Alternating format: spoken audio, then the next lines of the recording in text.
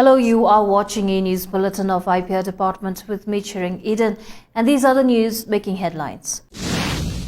Starting with COVID-19 national scenario, India today reported a single-day rise of 35,178 new COVID-19 cases, nearly 40% higher than yesterday's 25,166 cases. Besides, 440 new fatalities have taken the COVID-related death count to 4,32,519, according to the Health Ministry's morning update. The current caseload across the country stands at 3,67,415, lowest in 148 days. The active cases constitute 1.14% of the total cases, lowest since March 2020. The daily positivity rate is at 1.96%, less than 3% for the last 23 days. The recovery rate is currently at 97.52%, the highest since March 2020. So far, 56.06 crore vaccine doses have been administered across India. Union Minister for Health and Family Welfare Mansukh Mandavia chaired a meeting with health ministers and senior officials of northeastern states to review the COVID-19 situation in the region in Guwahati, Assam on Tuesday. This was the Union Minister's first visit to Assam. Landing in the region with a central team for the meet, Mandavia announced a special package of Rs 1,352.92 crores for the northeastern states to strengthen their health infrastructure to fight the pandemic effectively. In the meeting, ministers from the NE states gave an overview of the COVID situation to Mandavia and apprised him of the strategies to combat the pandemic in their respective states through brief presentations. The PowerPoint presentations were followed by discussion. The Union Minister expressed his concern over the possible third wave and the central government's desire to extend full support to all northeastern states. In the meeting, Sikkim was represented by Health Minister Dr. M.K. Sharma along with DG Cum Secretary of Health Department Dr. Pembati Bhutia. State Election Commissioner Nima L. Ithenpa, in the presence of Secretary, State Election Commission N.T. Bhutia, held a press conference with regard to the upcoming by-elections for electing a candidate to fill up the vacant seat for 10th Arithang 2 Municipal Ward in the Commission office on Tuesday. The State Election Commissioner announced the election schedule for conducting the by-election as provided under Rule 119 of the Sikkim Municipalities Code of Conduct Rules 2007. Model Code of Conduct has been enforced from 16th of August. 23rd of August is the last date for filing nomination, and the poll shall, if necessary, be taken on 17th of September. The date of counting is 19th September. The poll shall, if necessary, be taken on the specified date from 8 a.m. to 4 p.m. It may be mentioned that the filing of nomination shall be taken up by the Municipal Election Returning Officer of the East District. The State Election Commissioner Sikkim appealed to all the voters for maximum participation in the election to elect the new member for the aforementioned ward. Now in other news, after a day of no untoward incidents, fresh violence was reported in Meghalaya's state capital's Shillong during curfew hours on Tuesday when unidentified miscreants attacked the carcade of Governor Satyapal Malik with stones on its return from Assam after dropping him at an airport there. Meghalaya's Raj Bhavan official said the governor took a flight to the national capital and safely landed in Delhi.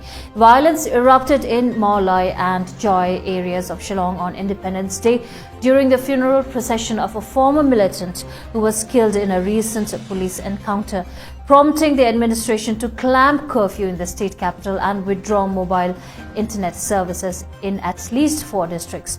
According to an update from Meghalaya's Chief Minister's office, curfew in Shillong agglomeration was relaxed from 5 a.m. to 4 p.m. today and reimposed from 4 p.m. until further orders. The Meghalaya government on Monday ordered a judicial inquiry into the death of former HNLC leader Cherister Fields Thankyu, who was allegedly killed in an encounter last week, said a government order.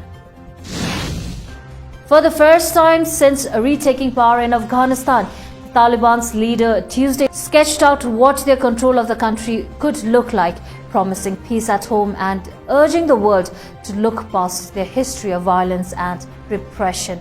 In a press conference, spokesperson Zabiullah Mujahid said the ultra-conservative insurgents would not seek revenge and that everyone is forgiven. The words were met with skepticism from the UN and the international community at large. Much of the world is wary of their reassurances. After taking over Afghanistan in 1966, the Taliban imposed their harsh interpretation of Islam with punishments like floggings, amputations and mass executions. Many Afghans remain utterly unconvinced by the new face presented by the Taliban and its promises of political pluralism and women's and minority rights. On Tuesday, many fearful Afghans attempted to flee, joining the frenzied rush to Kabul's airport, which continued to be a scene of mass desperation and chaos 2 days after the Taliban entered the city. The group said its fighters were acting to restore order, but in some corners they were also inflicting fear. Meanwhile, several countries, including Germany and the United States, have continued to transport hundreds of people out of Kabul airport. Around 130 people who had been flown from Kabul to Tashkent on Tuesday arrived in the German capital of Frankfurt on a commercial Lufthansa flight early on Wednesday morning. World leaders continued to discuss the fate of many thousands of Afghans who are now under threat of persecution in their own country. Austria said it was unwilling to take in refugees, while the United Kingdom announced a scheme to take 5,000 Afghans this year, with spaces for up to 20,000 over the next few years. While some lawmakers in Germany expressed concerns over large numbers of asylum seekers and refugees, protesters gathered in several cities calling for safe passage for Afghans whose lives are in danger. Afghan's Vice President Amrullah Saleh on Tuesday on Twitter said that he was the legitimate caretaker president of the country after President Ashraf Ghani fled on Sunday. He had previously said that he would not bow to the Taliban. Tuesday also saw the arrival of the top Taliban leader and co-founder Mullah Abdul Ghani Baradar in the city of Kandahar. He flew in from Doha, where he had been leading the Taliban's delegation in failed peace negotiations with the Afghan government. Baradar is the highest-ranking official of the Islamist group, who is known to have returned to Afghanistan. He is expected to take a key role in any eventual Taliban government.